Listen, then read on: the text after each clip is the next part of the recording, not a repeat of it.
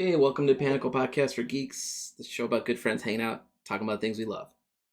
Yes. I Every time. always get it wrong, man. It's unbelievable how many episodes we've done that I have not memorized that.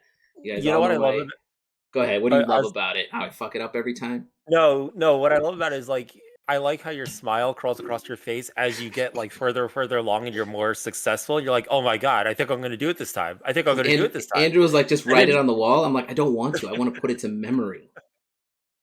It should be put to memory. It's not that hard to remember.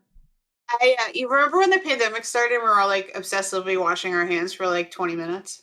Mm. And everybody was coming up with like a song or like a thing you could recite, so you could recite the thing and then like wash your hands well enough.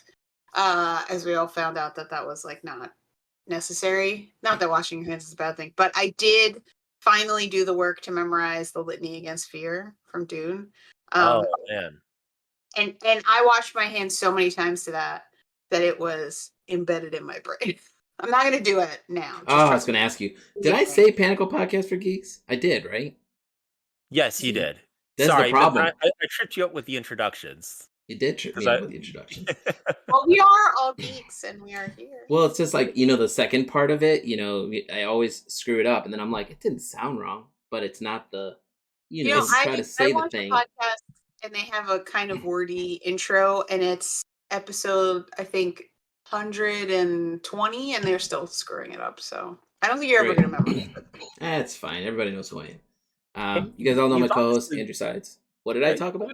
I was gonna say you've honestly not messed it up in a very long while, but yeah, but my brain is always like, you about to fuck it up. Yeah, that's what I love about it. Is you're very unsure until the very end, and even then you're like, I don't know if I stuck the landing or not. Well, my cousins are all like, now it's become a thing for you. Like as you're saying it, we're like, me, he's about to screw that up. So I was like, I'll just lean into it. And then Lauren, I feel like I've been saying your shirt, like the Teenage Mutant Ninja Turtle fist is just like coming to like threaten you if you get the intro wrong. Yeah, with the 3-finger fist. This shirt's so old. I was gonna say is, tell me how to say your last name properly, because I feel like I say correct. Somebody the other day was like, it's Panepinto. I'm like, no, bro, there's an E in the middle there. Yeah. It's not silent. No, it's some people say Pain Pinto, but that seems like that's weird. I can see how they got there. Yeah, sure. But it's Italian, so, Panepinto. I don't know. Panepinto. So Lauren Panepinto, we finally got her on the show. Yeah. We've tried. You're a busy person, which is... I mean, it's been a rough 2024. I started with COVID, and then I had 2 deaths in the family, not to bring the party down. But it's but only I'm February. Here. I'm here. On Galentine's Day, I'm hanging out with you guys. I don't know about that. But... Galentine's Day. I always forget about that. Yeah. Well, I got tomorrow covered. Don't worry. Yeah, Somebody does. One of my friends does like a friend's Valentine's. I forget what they call it though. There's a fancy word for it. Is there? I'm sure there is. There's something for it. That they say. But I was gonna say, usually we started the show by trying to figure out how we all became friends, and I know this group right here. I know Lauren. I think I met you at the LuxCon. It had to be at LuxCon. The last time it was in Allentown. The last time it was in Allentown. I met you there. It was my first time at LuxCon. I briefly talked to you because everyone's like, you should go talk to Lauren, and I was like, honestly, she looks intimidating. It's easy to spot. She has green hair. There she goes. Well, they were like, she's an art director. Go talk to her, and I was just like, no, thank you. But I was also fresh. Like everybody was making me nervous at that show, right? And I always have to go through this with my wife to be like, let me think this through. When was it? But and then at Spectrum is where Andrew and I became friends, and that's where you gave me a review. And I always like to tell that story because I still remember waiting in line to get a review from you. Was that when Zoe and I were sitting on those couches? And they capped your. I still remember they capped your line, so I jumped over to Zoe's line. And as I got to the front, you were like, "What are you doing in line?" I was like, "I'm waiting for a portfolio review from you." And I jumped over here, and you were like, "We're friends. You don't have to ask me for a review." And I was like, "I am not turning around." Like I could feel everybody just like staring at me. And I was just like, and I remember looking at Andrew like, I guess that's happening. So, but it was cool because I was just like, holy crap. And then because like all these people afterwards, like Travis and stuff were walking over to me like, yo, art directors are talking about your stuff, And Travis was one of those people that told me like, hey, let's stop doing the fan art, move a little bit into this because everyone likes this new thing you're doing. And I'm just like, oh, cool. And I still remember that show was so slow. I left a sign on my table that says, "Getting a portfolio review. Just look up." like that's how slow that Spectrum was for some reason. Spectrum Live was tough because there wasn't enough. It was like artists selling to other artists, but hoping that random people would walk in, and it was never really like a big enough show to support selling. But that's a whole nother situation.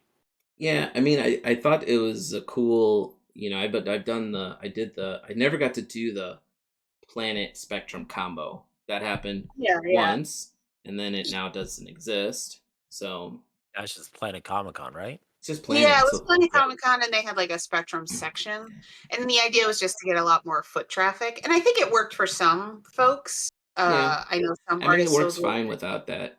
It works fine without that angle. Because I did Planet last year, and it was alright. I'd love to see a fantasy art con, or not necessarily con, a fantasy art gathering that's not IllexCon, it's just so much about selling to collectors and to each other, to artists. I'd love to see something that's more educational / more retreat like, maybe. It's not something you have to go to every year, but something that like when you really want community, or you need to like level up and you need like the eyeballs of your peers and art directors and stuff, like that's where when you go, just bring it back to you bring it to life when you need it. Yeah. One of these days. I mean, like, that's what I was gonna say. I was like, it'd be great if we can all just start a convention specifically geared towards something like that in the middle of summer, and because like the LuxCon's amazing. It's just once a year though, and like you said, it's really geared towards collectors. Gen Con's in the summer. Dragon Con's in the summer. You got to do it in like all over the board. You got to do it in like the dead of winter, but someplace like warm and cheap. Yeah, I guess that's probably why Bill set up the Orlando Original Art Expo in January for that exact reason. It's cheap-ish to be here, and then it's warm in January for the most part. Miles is only people in our group have done that so far as Miles. I think I don't know anyone in Dan. Well, I know Dan did it, and then Dan was there. I think Dan was there, and then I think Dan. Well, Dan I think he was just walking around though. No. Well, I think he was walking around, but I know like his dealer or someone had several. I don't know if this is. I don't know if this is his agent. His agent. I don't know. Yeah, so someone had. Dealer sounds definitely more illicit.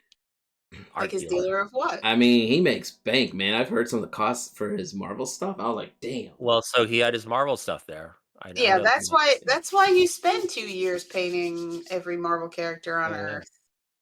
Yeah, I mean, he showed me that whole portfolio when I was at Dragon Con because he was the guest of honor. Yeah, it's incredible. And I just remember, I literally had my friend stay at my booth for like 20 minutes because he's like, "Hey, do you want to see all the characters that I haven't released?" I'm like, yeah, let's go."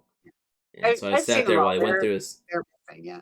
They're amazing, and I'm not going to talk about the ones that haven't come out, but I was just like, "Holy crap!" And I saw people that didn't make the set; they were just killed for various reasons or whatnot. I think those are going to be the true collectibles. Oh, sure. I think it's interesting that nobody can ever do one of my favorite characters, right? Nightcrawler. Like, apparently there's a weird licensing issue with him where people can't. Like, Miles did work for Upper Deck, I believe it was, and Nightcrawler is on the no-fly. Like, no, you can't do him list.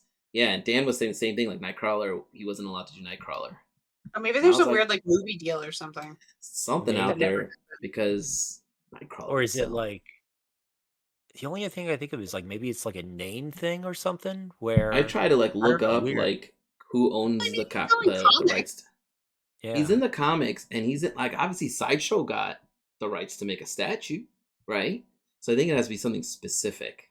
I'll have to look that up later. I've tried to find some research on it, but I'm not very good at that kind of thing. Somebody out there, figure out why Nightcrawler doesn't show up in art. Yeah, and then email Lauren because I don't care. I'm just kidding. I do care. I want to see a painting of him. I have, I have the Miles one right up there. Mm-hmm. Oh, nice. Now you guys see my mess. Sorry. I know the mess is always like just off camera.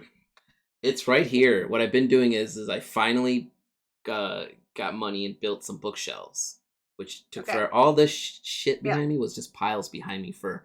I remember the Andrew knows. stacks. There's stacks back here. So I an finally got these impressive really. Is that D&D guides altogether? Yeah, so these are all my. This is all RPGs. Yeah, nice. This way, these are all RPGs, and then over there are all my books and graphic novels. There are all my CGC books. Yeah, and you had time to play. You had time to play RPGs until you joined the most time-intensive RPG, Fatherhood. Bro, let me tell you. Yeah, I have to. I can only.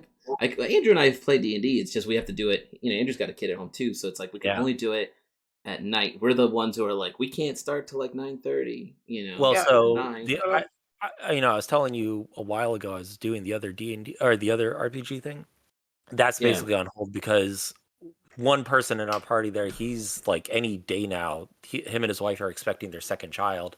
And it's like, yeah, cool. So this isn't going to happen again for another like 3 months ish, knowing us. Well, there was a friend in our group who was playing as 4 kids, and I was like, yeah, you shouldn't be playing. Ooh, I want you to play, but you really shouldn't be playing because you got 4 kids, dude. Those are all in school. Yeah. I mean, I enjoy being childless because I have a lot of children in my life. I'm just not a parent. Hey, feel free to come babysit for me anytime you want. Exactly. Everything you do for your parent friends is like met with such joy and like thanks. Even if I'm just sitting in the room and you're watching them, I'm like, thank you. You feel like a superhero. The kids love you. You always get the best out of them. They're not jerks to you like they are to their parents. Right. Yeah, no, great. I love it. And then you get to leave. Just about when you've had enough. Oh, wait a minute. I can just go home now. Bye. Yeah. Yeah. Even if you're babysitting, you should wait until the parents come home. But after yes. Please wait till we come home. My nephew just moved. He's 2 1/4. And his mom and his dad just moved from San Francisco back to New York, and it's great. It's the only like small child in our family, and they're just a subway right away now, so it's so much fun. I used to go out there for like a week at a time to spend time with them, but having them back in, we were all raised in New York, so it's nice to have them back. So my parents finally get like the closest they'll get to a grandchild, and they're just like soaking it up. They love it. I mean, my parents are coming by. So, like, that's the thing. My parents will come over sometimes once a week to help. And I'm always like, yeah, man, you guys want to help? That's cool. It's me work, And I was telling Andrew this. We have a nanny that we hired 2 days a week, and she just quit. So I was just like, oh, Jesus. So I've been under the gun to find a new nanny quickly. But I really liked our nanny. She was super nice. She loved the kids. And I'm like, so I got to, like, build up that. It's very hard for me to trust people, so I really like trusted her with my kids. It's fair, even with kids, So I'm like, we have to build up that relationship again, hopefully with somebody new. Like, what choice do I have there? But I like when like my sister comes over to help with the kids or watch the kids or play with them. Parents are a whole bag of. You don't know what you're gonna get. Take care of your parents. I used to. Yes, exactly. I'm an only child. I say I have a nephew, but it's my first cousin, but we were the only 2. Like, sure, we were raised like siblings. That's close enough. It's close enough. We were raised very close, but I was an only child, genetically. So my parents only like real direct grandchild potential was me. And they, they're Italian, and they complained that I didn't have kids, and I was like, I have kids. I have 2 74-year-old children, and they don't like that at all. No, parents don't like that. They're not fans of that. They want help, but they don't want to be like talked to when you're helping them. Like my dad just went to my uncle just passed away a couple weeks back. 2 weeks ago. Sorry. So my dad had a flat. It's his brother, right? And thanks. But like he was like, I need help booking this ticket to Canada, and I'm like, sure. And he goes on some site I've never heard of called like Just Fly, which is a Canadian site. But when I first saw it, I'm like, that sounds like a scam site, bro. Don't go there. And I went and looked, and I'm like, this site feels fishy. So I did like a search on it, and I'm like, okay, it's Canadian. And you got to do a connecting flight from here, there, and blah, blah. But like while I'm doing it, like I'm like, now I've put aside time to help them with this thing. He's like, I took care of it. I booked it already. And I was just like, what the fuck did you ask me then? You know, like, why did you waste my I, time? I had to take my parents, all of my parents, like flights and like hardcore travel booking over about 10 years ago when I was really busy at work, and my mom and I used to go on these like mother-daughter vacations, whatever, like fine. And I was really busy at work, and my mom called and she was like, this is, first world problem. But, my mom called and she's like, I want, it's February. I want to go away. Let's go to a beach. And I was like, great, mom. I was like, I have zero time to research anything, look at any, I just don't have time. Like I've been super busy at work. If book something, I'll show up. Make it this weekend. The week, whatever weekend. I'll show up. And she talked to some of her girlfriends, and they really liked the Dominican Republic, and we had never been to the Dominican Republic. Lovely island. Unfortunately, there's 2 airports in the Dominican Republic, one on either side. Oh no. And she booked the flight into the airport on one side of the island and the hotel on the other side of the island. And we didn't figure that out until we landed at like 11 p.m. some random like Tuesday. No. Oh man. I don't speak Spanish. I speak, passable Italian-ish, not fluent, which like kind of gets you by. It's close enough to get you a taxi cab in the middle of the night over the middle of the island to get to the hotel. How long or how big is that island? It was like an hour and a half. So it's not big, but it is. It's kind of like stressful when you're like, I don't know where, like, because now you're not like, it's like a random driver, right? Right. Yeah. And you're going through like the rural part of the island in a car with somebody you've never met. Yep. Like my cell phone bill was very high because I was planning on just using Wi-Fi, but I kept Google Maps on to make sure we were actually like going where we were going the whole time. And like I'm in the back of the car like, Mom, you're fucking paying my cell phone bill. But from then on, she's not allowed to book the place anymore. Poor woman. That stuff's like, I remember when we went to Rome, and the flight got delayed. Where my cousins, which is weird, they landed in Chicago, then they were coming to Rome. We're all going there to get it, we're all supposed to be there around the same time, but they got delayed here. And when we landed there, all these messages come in and they're like, we're 6 hours behind you, so just get the driver. We hired a driver, or the guy we rented the Airbnb, the condo from. I don't remember if it was through Airbnb or hotel. It was through hotels.com. The guy was like, I send a driver. He sends us no photo of this guy. Just, it sends me a description, and I'm like, yeah, it looks like every other Italian dude here, So I'm just kind of standing there, and I think this guy figured out it was me. And he walks over and he was just like, I'm your driver. I'm like, what names do you have? Like, tell me the names you have. He's like, what's your name? I'm like, no, that's not how this works. So I'm like, tell me the names. And he's like, Matthew, Prasad. I'm like, okay, that's my cousin. And I was like, and then he's like, Alan, Pan. I'm like, that's me. He's like, I'm like, they're late. And he's like, come with me. I take you and, I'll come back. And I'm like, all right. And we walk for like 20 minutes past all these vans. It's like a giant, like, one of those Sprint vans. It's black. And I just looked at Nancy. I'm like, we're about to get snuffed. Like we both just get in. We're like driving for like it was like 20 minutes from the Coliseum, I think, the airport, or 30 minutes. But like we could see the Coliseum, and I remember the place we rented was right next to it. So we were getting close to the Coliseum. We're going in the right direction. Yeah, maybe I'm like, we are heading in the right direction. It feels fine. And we got to the spot. He let us out, and the dude who the guy we rented from, the son was there. He was like the nicest guy. He was waiting for us. He came out. He talked to the driver, and I said, please tell him he's got to go back to the airport in 6 hours. And I'm like, I'll pay extra if I have to, but my cousins, and he was like, yeah, no worries. Like, we got this. Yeah, we got this. Oh. But when we were riding that van, I just remember looking at Nancy like, we're about to die. Like, we just jumped in a van with a strange Italian dude who... That sounds like Italy. I've done a lot of traveling in Italy. I'm actually working on my citizenship now. But that's cool. Nice. Yeah. The waiting list is really, really long. Technically, I am a citizen. I figured out the genealogy and everything. So technically, I am an Italian citizen. I just have to get the consulate to believe me and give me a passport, which takes. So do you get like dual? Because like in India, you get like what's it called? Yeah, I would get dual citizenship. It's dual citizenship. They have a specific word for it on the Indian passports now. And my dad's like, you should get that, so it's easier for you to go and.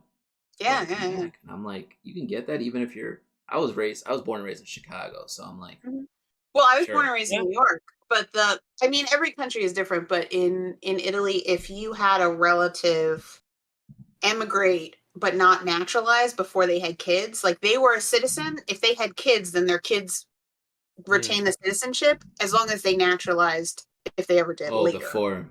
Yeah. I don't know. Gotcha. I'd have to ask my parents that question. Yeah, I know my wife has UK citizenship through her dad, but yeah, like my family came over like Ellis Island times, so I'm pretty sure they never did any kind of like they just got naturalized right there, then and there, kind of thing. I think it depends. I don't know. There's whole websites dedicated to this. Like a bunch of friends there's had a done bunch it, of and research they you were gotta like, do. honestly, the hardest part is not figuring out if you have the citizenship or not. It's getting the official records, copies of all the official copies of all the records you need. Yeah. So that there's consultants that help, and they like chase paperwork all day, every day. You have to like prove the like not just like, hey, we came from Italy, but also like this is where our family originated within the country and stuff, or yeah, you need the citizenship, like you need their citizenship. So I was in Naples in 2019, and we went to like the little town my great grandfather's from, and like found the book. You literally go to town hall and you find the big book. You like take pictures of the pages that were handwritten, that like so and so, son of so and so, married so and so. Just goes down the whole list. Yeah, I don't think that exists for me. I'll tell you that right now. Nope. That's just like when everyone's like, "Do you want to do like Ancestry.com to check like your lineage?" Like both my parents are 100% Indian, right? 100%. I say that loosely because I'm pretty sure there's probably some British in there somewhere, but like, probably, yeah, for sure, right? Like, so like I'm always like, I already know what's gonna come up on there. I'd be shocked if something different came up, like, like my wife and her family recently did one of those things, and they got results they were not ready for. So they were just like, whoa. Because the genetic test? Because there's the genetic test and there's the ancestry, like the genealogy. Well, she was always told that they were half Indian, half German, Polish, and they found out they're mainly more, not so much German, but more Irish than anything. Oh, interesting. You're like, where's this story going? So they've been kind of diving deeper into get more. Basically, sounds like their grandfather came over here and didn't want to say he's probably because all the stuff that was happening back then with Irish people too, right? So he's probably like, I'm German. That would be obvious, though. I have no idea what this man looks like or talks like, so it's my best guess is that's what he did. He's like, German sounds good, like. And they went with that. I'm sorry if you can hear my kid crying in the background there. My dad's family apparently did the reverse of that. Like their German, like sides is a German ancestry kind of deal, but for the longest time we always assumed it was like Scottish. I guess because there's also Side, which is Sidhe or something like that, or maybe it's Irish. I can't remember. But yeah, he always assumed it was that. And then, now once he got retired and old and stuff, he was like, I'm just going to do ancestry. And he started doing all that. My mom's family pretty much ends at her grandfather because he's the one that came over from Sicily. And him and my grandfather never talked about that stuff. So it's pretty much like once he's there, that's a black box from then on out. Like you can't figure out anything from. Probably go to Sicily and dig stuff up. If you wanted to, they have pretty good records. That'd be a reason to take a trip, obviously. One of my I'm a quarter Sicilian, and we tracked our family back to like the small town and everything in Sicily. So that's cool. I'd like to, because like we know, or at least like through my dad's digging out, like we figured out a couple people. But like my grandfather was not a savory, or he was a bit of a savory individual. So there's also some of that as well. I know you might actually have the Italian citizenship then. If they didn't naturalize people at Ellis Island. They gave people green cards sometimes. Oh, okay. Residency certificates and stuff. So they had to choose to naturalize, and there was like a whole process. So his dad might not be naturalized then. I know that like my grandfather, he was born in the Bronx, I believe. Yeah. So you might have. Okay. I'll have to look that up. What you do, I mean, I don't want to take over this podcast and turn it into an Italian genealogy podcast, but what you do is you check the citizenship database in Washington, and if there's no record of that person naturalizing, then you get like a writ of non-naturalization to say that this person was never a citizen. Oh, all right. Yeah. I'm curious. Yeah. So let me start asking some questions about being an art director. We're like Yeah. we're So like segue way off from- track from here. talk about that anytime. I got lots of notes. Yeah. I was looking at the time, and I'm just like, we're way off base here. Yeah, sorry. And people, just cut I all don't. this out. You want to No, start no. over? We can start over. No, it's all good information. What is think this? Skip to whatever this time code is. Yeah, I can put a time code in there, being like, this is where we start talking about. I mean, I was gonna start just by saying, like, you know, when you growing up, were you like, obviously you were interested in art. Yeah. Like, Okay. it was. I don't think AD was like your goal as you're growing up, though, right? Like. Oh God! I mean, what kid knows what an art director is? Right. I didn't even know what a graphic designer was. My grandfather on my dad's side was an amateur painter, and he was born in Philly, and he got sent over after World War II. He was too young to be fight in World War II, but he got sent over and he was being trained for the war ended, so they sent him over to Germany anyway to help with occupation and stuff, or like rebuilding and stuff. And his plan was always to study art in Florence when he got done with the army. He really wanted to be a painter, and he got hurt on base and paralyzed from the waist down. So he got sent home when he was 19. And so he painted. He had a whole career and a whole life. He lived to 87. But he was always painting. He was always drawing. He loved Bob Ross, and he was my main babysitter when I was a kid. I would like go to his house after school, so he'd always draw with me, and we'd watch like Bob Ross together and stuff. And then I really got into comic books. My dad and my grandfather were very into like baseball cards, so I would go to the shows with them because I was like the one kid, and I'd always like beeline for the comics, and they'd buy me like, you know, girl comics, Wonder Woman and stuff like that. And so I really got into copying comics. I got into the X-Men eventually, that like Jim Lee era, you know, 90s era. Yeah. So, you know, copying those, I had all the old sets of like X-Men cards and stuff. I would copy. I could probably draw some of the like iconic like X-Men poses of like Rogue and Jean Grey, like from memory still to this day. That's cool, man. And I worked in a comic book store through high school. I was just in a comic book store so much that the owner of the store kept trying to offer me a job, and my mom kept saying I couldn't work because I should focus on school. And finally, like by the time I was a sophomore, he called my mom and he was like, "Look, she's here all the time anyway, so you might as well let me pay her." So I worked in a comic book store through high school and into college. I went to school for 2 years in Boston and worked in a comic book store in Boston. Pretty much like at that time, again, like late 90s, if there was a girl that really knew comics, all the comic stores wanted her to work for them. So when I went to school in Boston, my New York guy called, like my New York store owner called his friend in Boston who had a store and was like, "I have a girl. She knows comic books. You have to hire her." You're like a rare thing. Yeah. It used to be much more rare. Yeah. And I kind of like cultivated that like super snark. Like if anybody's seen like Empire Records, like I feel like that's what comic book stores were like in the 90s. It was really like, truly. You're like that person who's like like you don't want to argue with about comic books, because you'd be like, issue number 152. You're like, you win.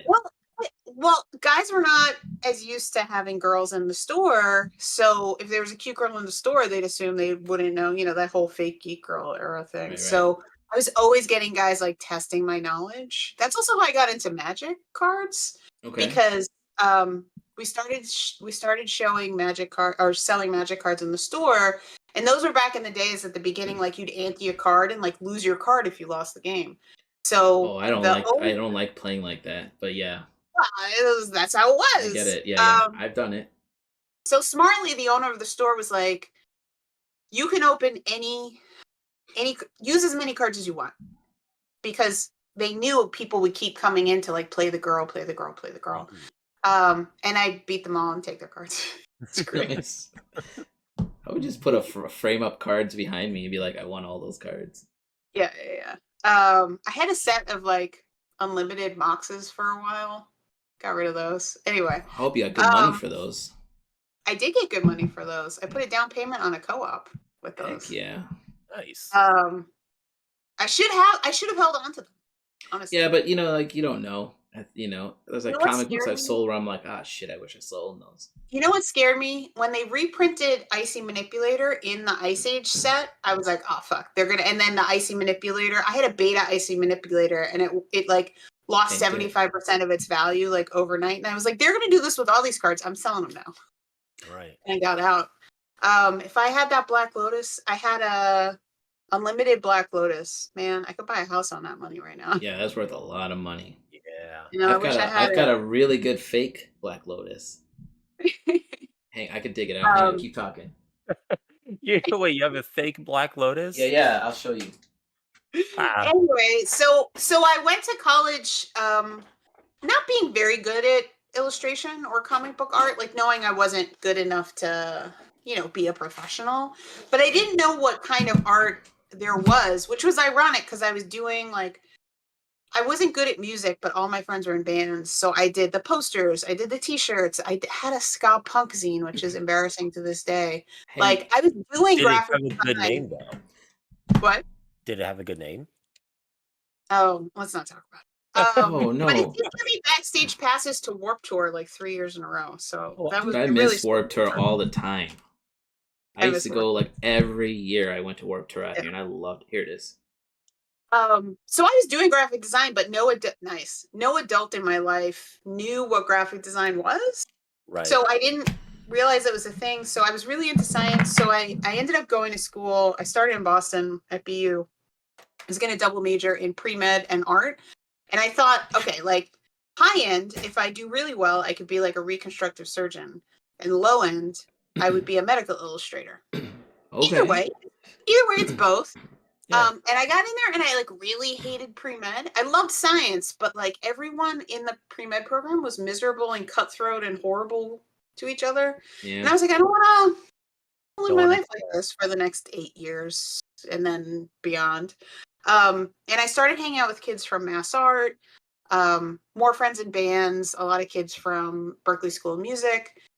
Still doing like zines and posters and stuff. And one of them was a senior at Mass Art in the illustration and graphic design program. And he was like, why are you not in graphic design classes? So my sophomore year, I got into a graphic design class at BU. It was the only one singular class in all of the BU art school on graphic design at the time. And I took it. And like after the first class, I was like, oh no, shit. This is this is it. And I told my parents I was leaving school because I was going to transfer out because they didn't have what I wanted. They were not happy to hear that I was going to be a graphic designer. They had no idea what that was. But it was just the thing. I was like, oh, I've been doing this my whole life. And I put a bunch of transfer applications out. I tried to get into Mass Art.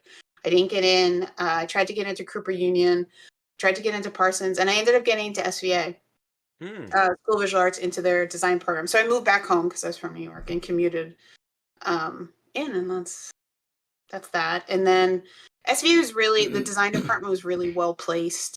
Like every teacher that worked at SVA had to be a working professional, so they're always like, stealing interns from classes and stuff. So while going to SVA, I worked for Perry Ellis, I worked for MTV.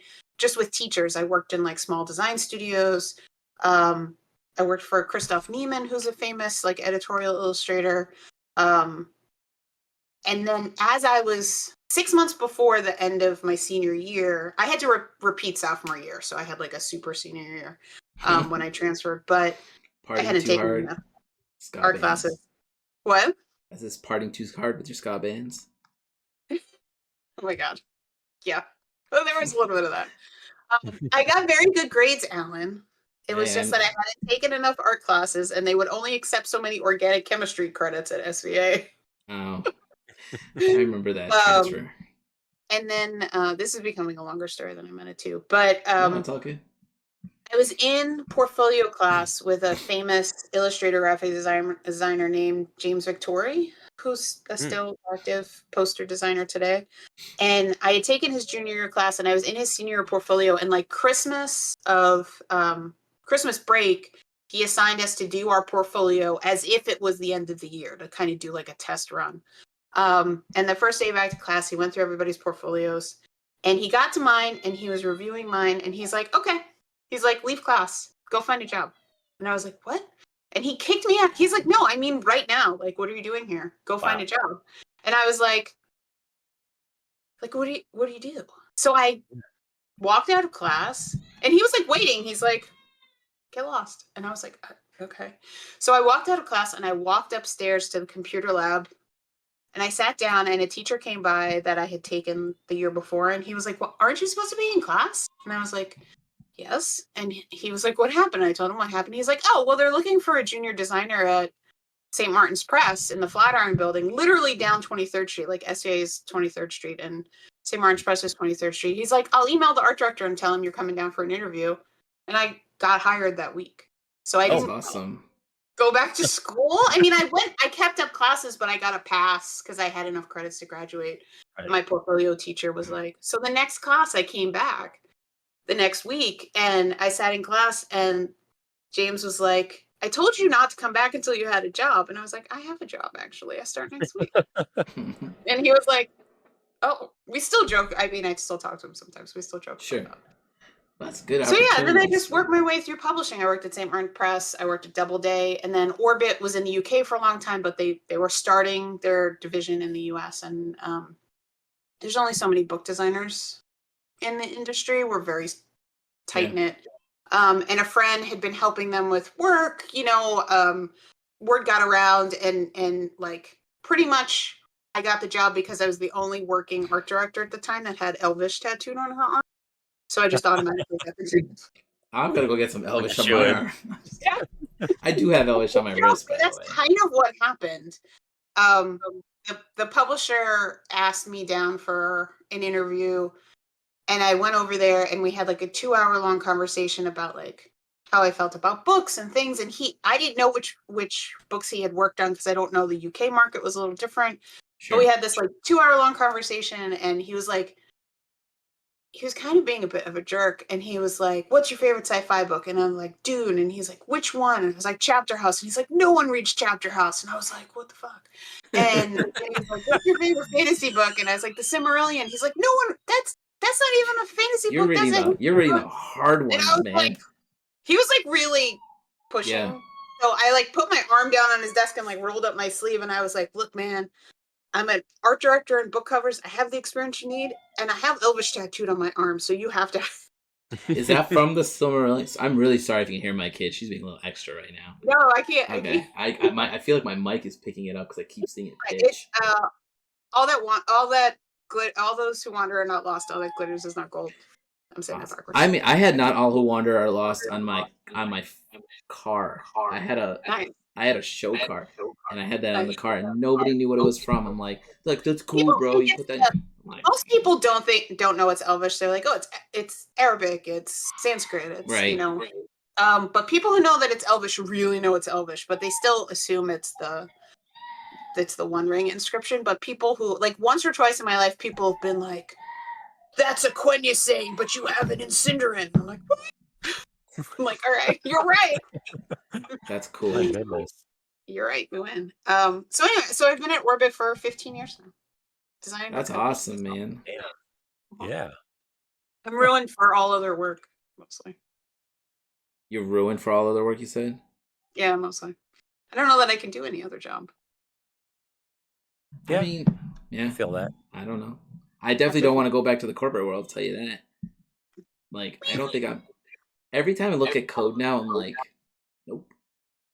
Like, I can still kind of read it. It's changed a little. I was going to say, how much does it still kick around in your head? Or are you slowly losing? Because in my head, I'm always like, when you're trying to do something on your website or whatever, and you're like, I could code this, and it'll be fine. But then I'm like, I don't want to. And then sometimes I'll just look at the codes when people make stuff on their websites to be like, how they do that, And some of it's still there, but a lot of it is just my kid better have a broken leg when I go out this door.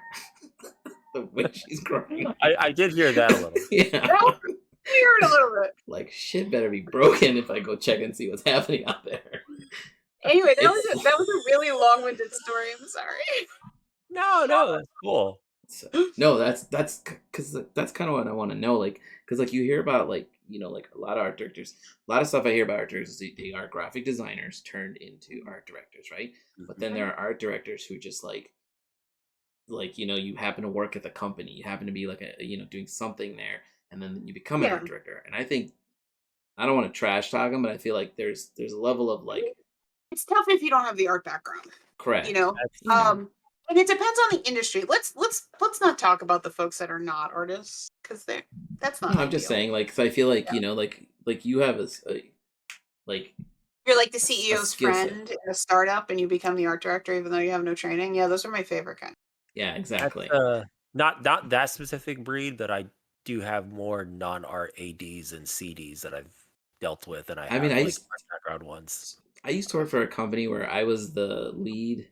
I was a web and graphic designer. I was a lead. I was a web admin at one point, right? And so I managed all of that.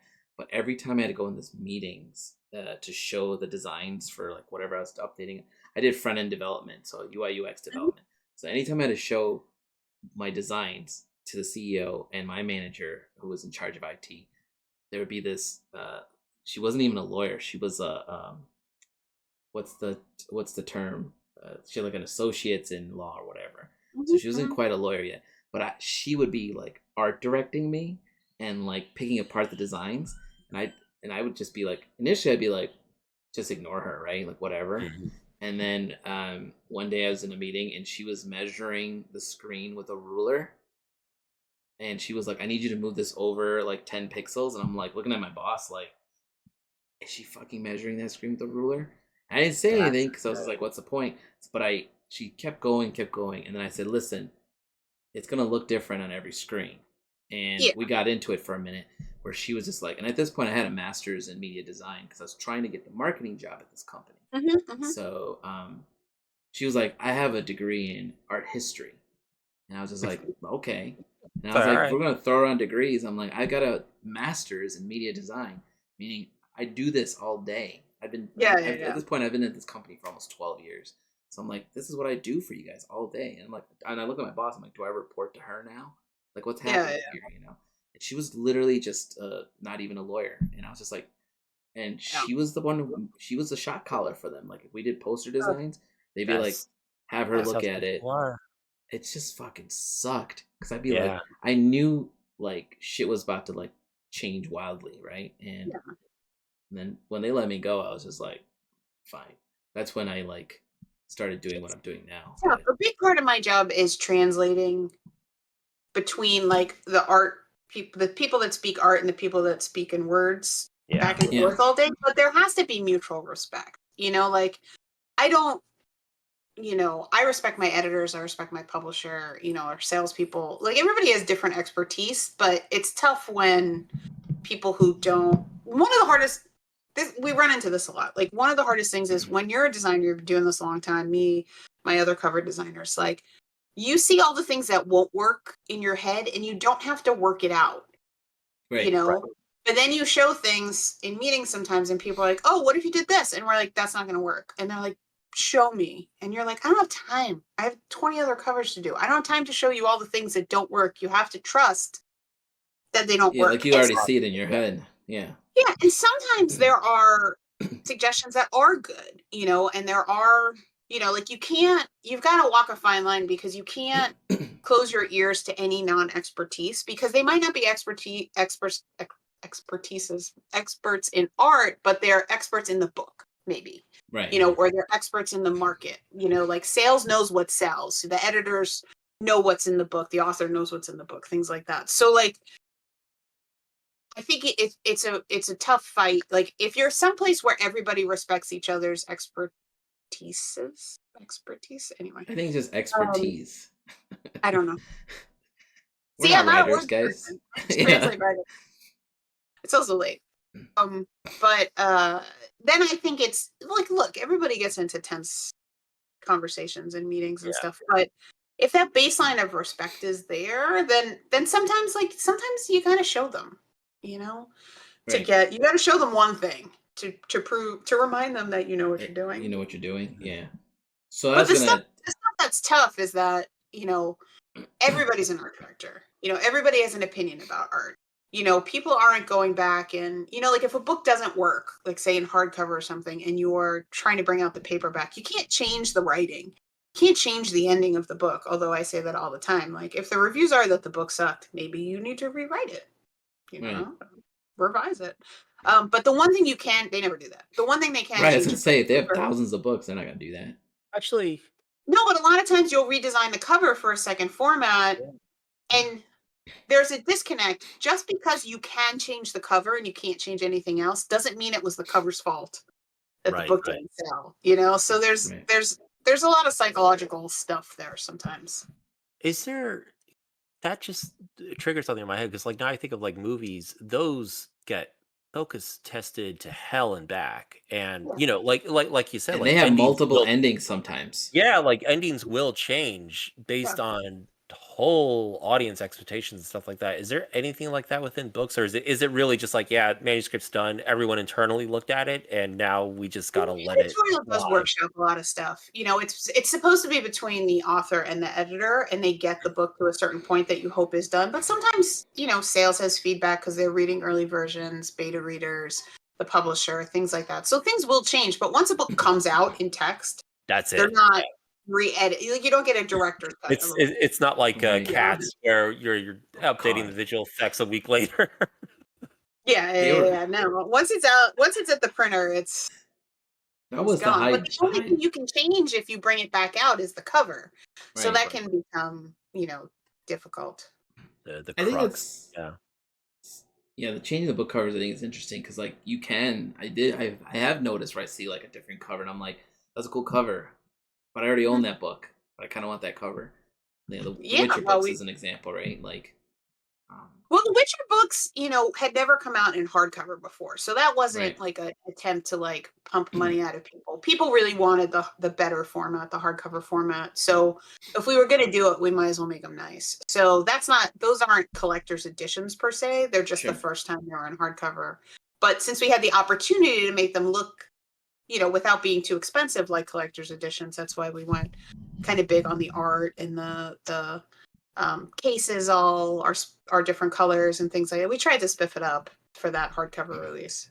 So I think it's cool. And that kind of answers a little bit of my question was going to be, what does, you know, book cover distill down to? I was curious to like, you know, when you have to pitch, so like you have to pitch a book and then you have to pitch an artist, then you have to pitch whatever costs. Oh, well, even before you pitch an artist, like not every book has an illustrator. So first an editor pitches a book to the art department, and then the art department figures out kind of, you know, but depending on what subgenre it is, what the trends are doing in that subgenre. Is it going to be an illustration? Is it going to be like a mostly like type design? Or is it going to be like a photography cover, maybe with stock art, maybe shot? So those are the three big categories. And you can kind of see like trends changing over the years. You know, photography was very big because, you know, when Game of Thrones came out, everybody's trying to look like Game of Thrones posters or movie posters. Now things have swung over to much more illustration. You know, I think they're going to get pushed even further now into illustration because everybody's trying to stay away from the AI look. So that look of like, you know, concept artists, I think that's very like, not staticky, but like kind of that style that like the Daniel Dachus do and the Richard Andersons, who I've used on a ton of covers and still do. That's kind of the style that is looks the most like what comes out of AI art, at least early AI art. That hyper rendered look when it's clear that they're mashing up a bunch of photos. So I think the trend is to get even further away because the fans have really spoken. Like artists made a stink and fans really listened. Like every cover we put out, people are putting through AI or not filters to check us and to make sure that we're not using AI, because people always think like publishers are the bad guys. I don't know why. Like we're Some trying to like idiot said it online and everybody believed it. Yeah. authors, to give you more books, but whatever. I understand. I'm a punk rock girl. I understand that like big companies always sound evil, but we're really trying not to use AI as much as possible. I'm, the things that have snuck in on book covers is mostly accidental stuff. Like there was a tour book cover that the art director got an image off Shutterstock. I You remember could that. go on Yeah. a debate. Yeah, you can go on a debate whether what he didn't know, whether he should have known or not is irrelevant. He absolutely did not know. Sure. So, and it wasn't marked that way in Shutterstock. So like I get it, but it's the mistakes really. People aren't in book, and a lot of that is because we could do a whole podcast episode on. I would like to do a whole podcast on AI. I just haven't done it because of the heat around it. But I do want to say own. There's one thing about I've been getting a lot of hate for my work from people who do run my stuff through Hive moderation or whatever that thing is called. And none of my stuff's AI, but some of it comes up as AI because I don't know how the fucking thing works. And like as a test, a group of artists, Tani, like we ran her work through it. It's all traditional work, but it came up as AI too, and we're like, how? It's not perfect, but when we put something through that we know is traditional and it's coming up, AI on those filters, we post when we do the cover launch, we'll say the artist name, things like that, like whatever it is, like it doesn't have AI in it, And that's good to know because I've gotten I posted that Centaur is my prime example here, and I'll just I don't talk about this all the time online. I'm not gonna talk about this very long, but I got a bunch of people message me who were like, some people were just asking if it was done in AI, and other people were like, is it AI? And I'm like, it's not. Assume, yeah. But one person messaged me and was like, I ran it through this thing and it came up as AI, and I'm like, maybe the face because it's photo bashed, but I don't know what to say, and I'm not going to spend time explaining to some random person I don't know. Yeah, no, and it's got to be. I mean, people, there's the witch hunts are. No, I get that. And what the problem is, my issue is like it sucks for someone like me when I'm trying to get, for example, if I was trying to get work with you, right? And you run it through that thing and it comes up, but you know me enough to message me at least and be like, this is coming up, and I can be like, it's not. It's also like a 2-second free internet filter. It's not the be all and end all. Right? No, I get it, but I heard about and Bill was doing what Bill has to do, but Infected by Art ran pieces through it this round, and I submitted stuff, and I was all ready to fight him if anything came up, but nothing came up because I'm like, it's not, so it shouldn't. It shouldn't. But also, if people know the provenance, it's. I feel like you could tell when it's really the people that are that cover, for example, was very much just run through it, printed out. It was very obvious. But it's obvious. People are not professional artists. The people who are screaming about this stuff online are not professionals. Usually. Correct. Usually, yeah. And I get a mixed bag. Some people are just so it shows too. I get people who are like, oh, is this AI art? And they're just genuinely interested. Yeah, they're interested. And those people, I'm like, it's not. I get why you might think it because of the way it looks, right? Right. It's the people that are like, fuck you, man. I think it's going to affect art in the way that, I think the stuff that is going to, like you say, you don't want your art to be mistaken for AI art. I think people whose art can be mistaken for AI art are pushing their art further and further into their own style to get away from that.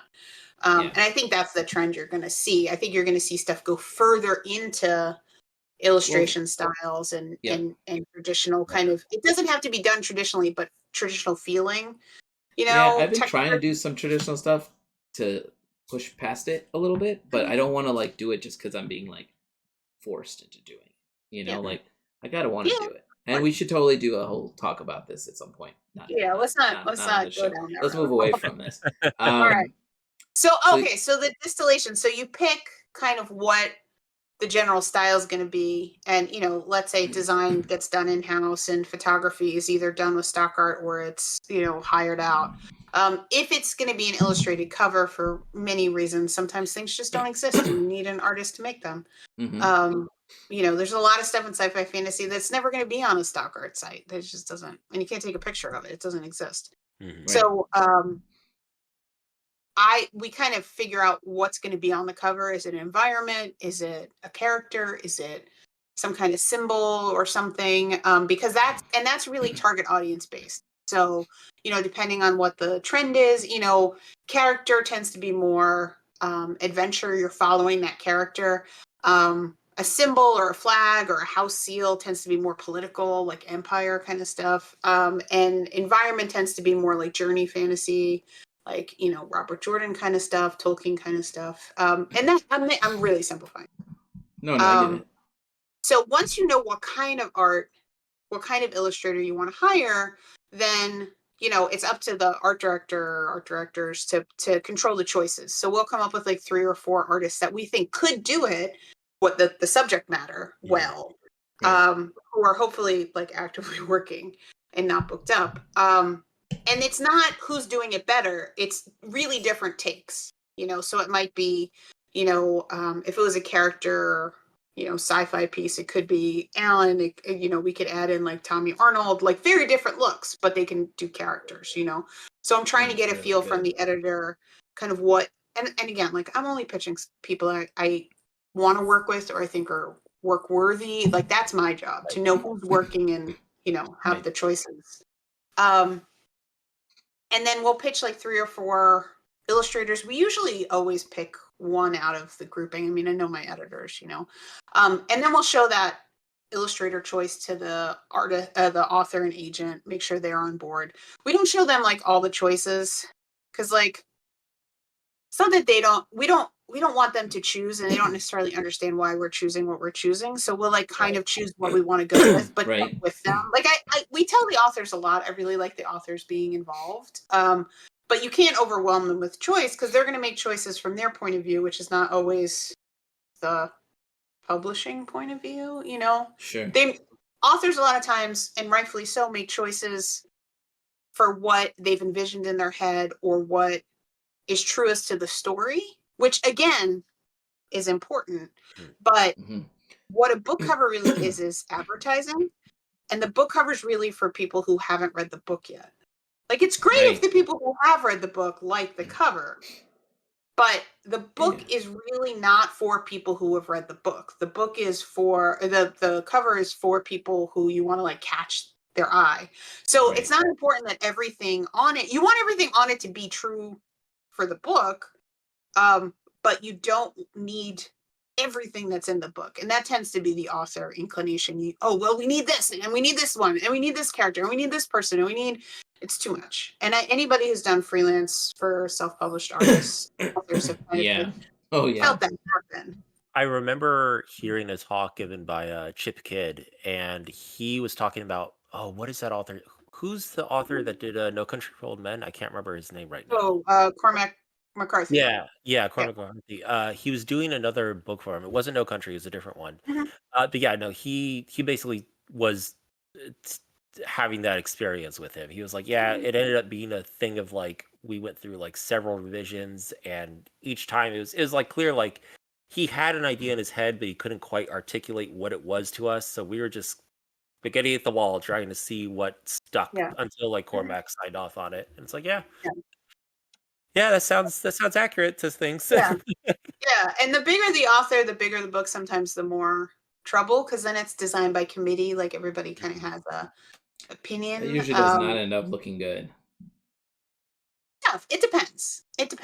But those are definitely the more difficult covers, because everybody has a real opinion. The author is very important. You don't want to piss them off. I don't want to piss any author off. I want every one of my authors to love their cover, and that's why we let them in on the process. We'll show them thumbnails sometimes if there's some options. Sometimes we'll just show them, once they see the illustrator, we'll show them the thumb we want to go with. Maybe we'll show them all the thumbs and why. I like to educate the authors, because I'm going to usually be working with them on a whole series. So if we can educate them why we're making the decisions we're making, it makes it easier later. It makes it easier on future books. And then we'll show like every major stage. I might not show an author every little tweak or something, but we'll show them every major stage. So by the time Orbit gets to a final cover, the author is usually on board. Doesn't always work, but or sometimes there's details that are very, very important to the author. I was on an author call, and sometimes I'll get on the phone with an author, and on screen kind of adjust stuff, or, you know, we'll hear what they're saying. Like, I really want to hear what they're saying, you know. There was a flower, and like, hey, like, we've all seen Georgia O'Keeffe art. Every flower looks like a vagina, you know, like everyone Yes, looks like this is true. lady bits. But this, I couldn't see it, but the author really felt that this flower was very labia-like, and I couldn't see it. And we did some changes to it, and it kept coming back. And I was like, I got to get on the phone with you, because I'm like, I didn't think it was important. I thought it was fine. We looked at it in the office. Nobody else felt that way, but it was really important to the author. So I got on the phone, and it ended up being a part of the flower that I would have never changed. Like, I would have never thought was triggering this, but we changed it. It wasn't a big deal, and they were very happy. So, like, I'm happy to do that kind of stuff. You know, so that's kind of the process. And then it's got to get through sales, make sure sales likes it. Then it's got to get through. When it gets to sales, do they do like some kind of what's the word I'm looking for? Test with people or whatever to see if people like what it looks like? We don't focus test covers. Focus test, yeah. We don't focus test covers because you very rarely. Yeah, the problem is it's twofold. Like, the vocal minority is a problem. So like, if you have and I have thought of this over the years, but any focus group that would be interested in joining or any group of people that would be interested in joining an Orbit focus group, you're getting the super fans. Like, nobody else is gonna, you know. Right. So you're getting the most interested minority, which is important, like the super fans to please. But a lot of times, like, they're like 10% or 20% of the audience.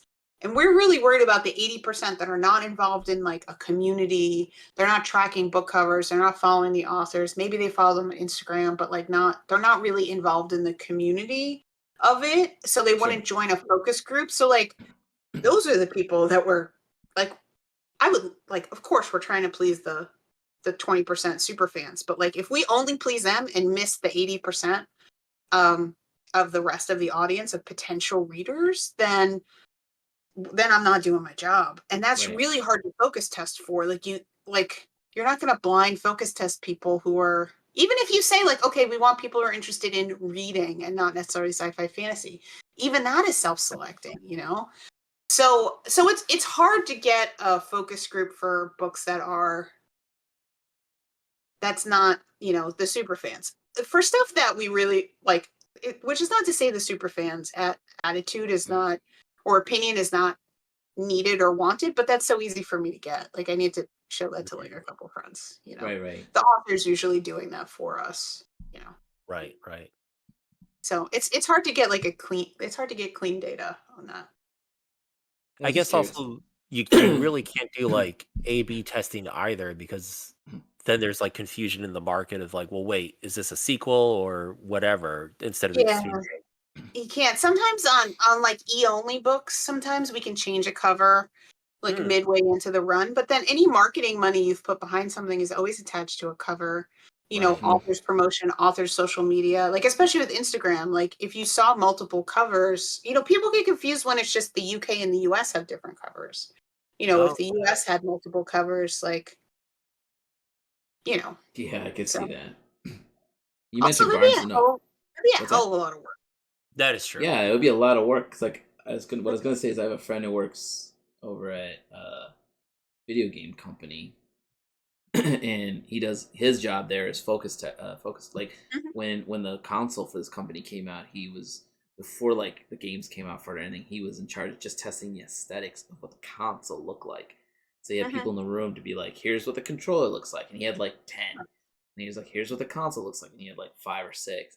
And, absolutely. And they did this for like X, and then they made, you know, I said X, I'm not talking about Xbox, but like, you know, for the company, did this for the company for months, man. And then like, then the thing came out. It's a big name console that sells really well, but he was one of the dudes who was behind that. And I was just like, and then I looked at it, I'm like, whatever, you know, like. Does it play the game I want to play? You know, like one of my teachers, his business was making dummies for focus groups. So like he was like one of the most like bespoke specialty printers. So he would make fake credit cards that looked and felt like real credit cards for focus groups, so they could play with them and test them, soda cans, stuff like that. Those are really hard to do one-offs of and get all the foil and the hologram and everything right.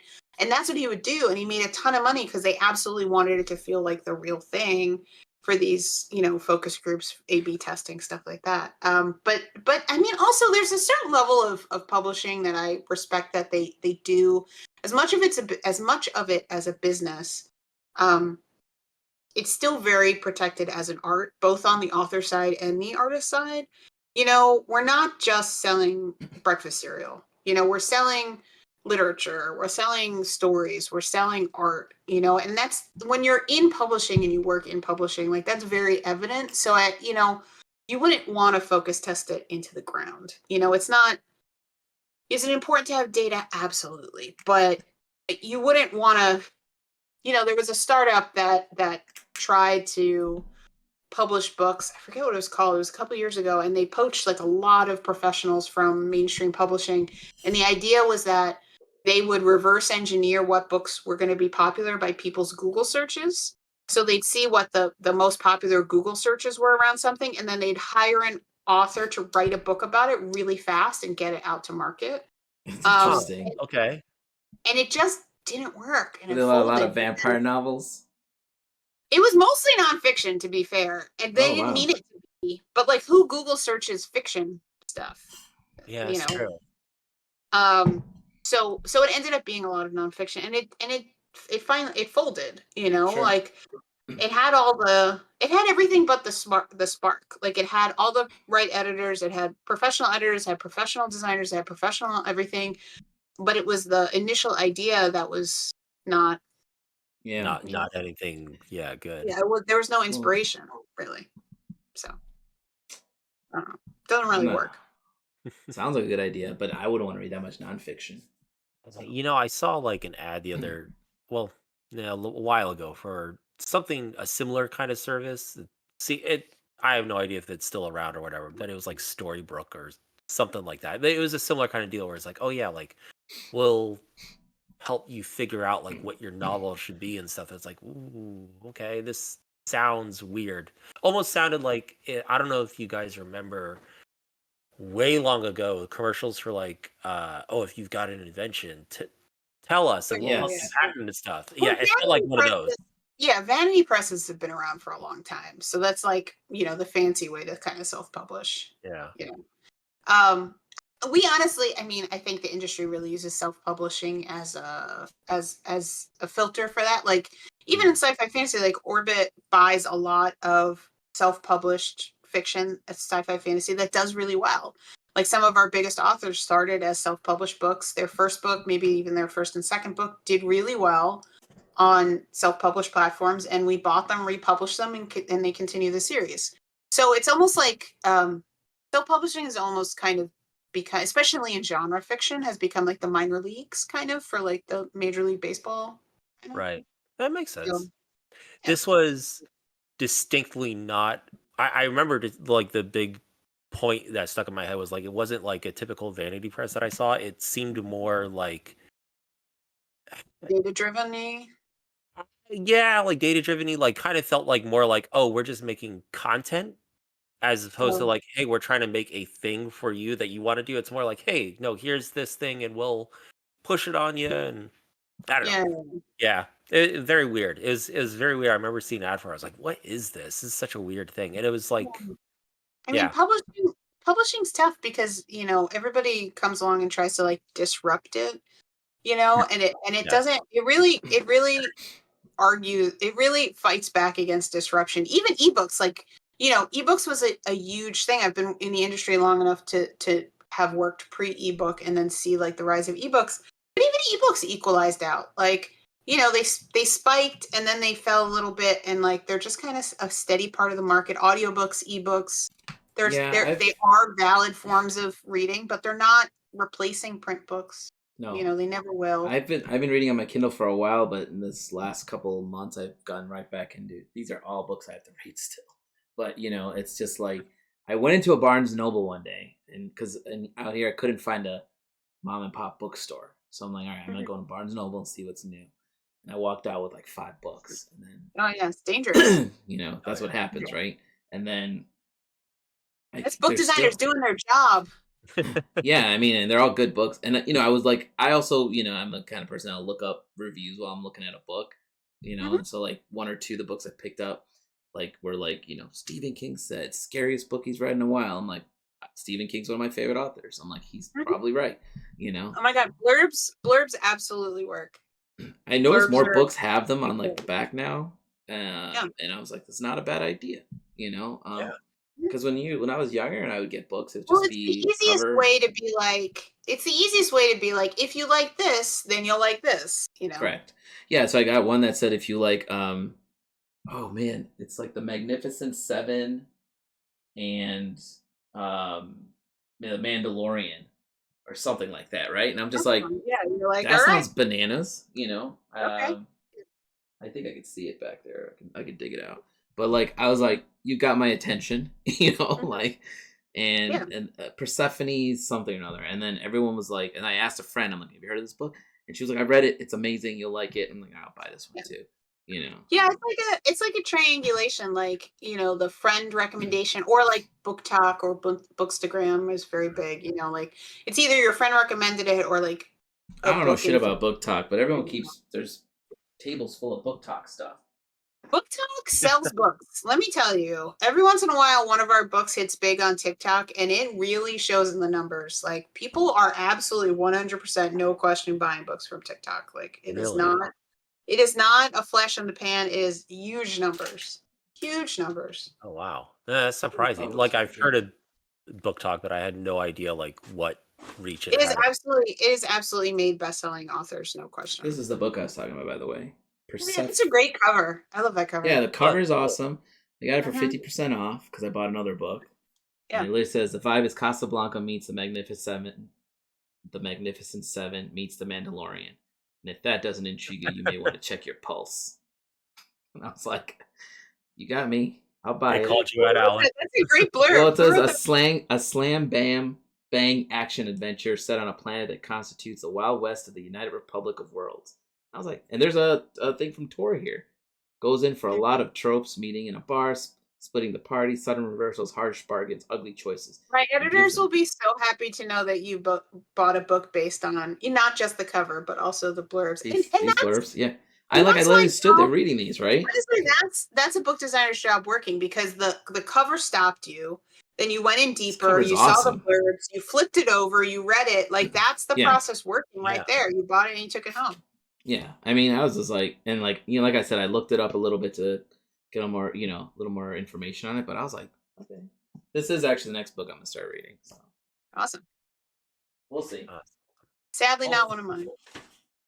It is not. Sorry. Thanks, Alan. I do have one of yours. Oh yeah.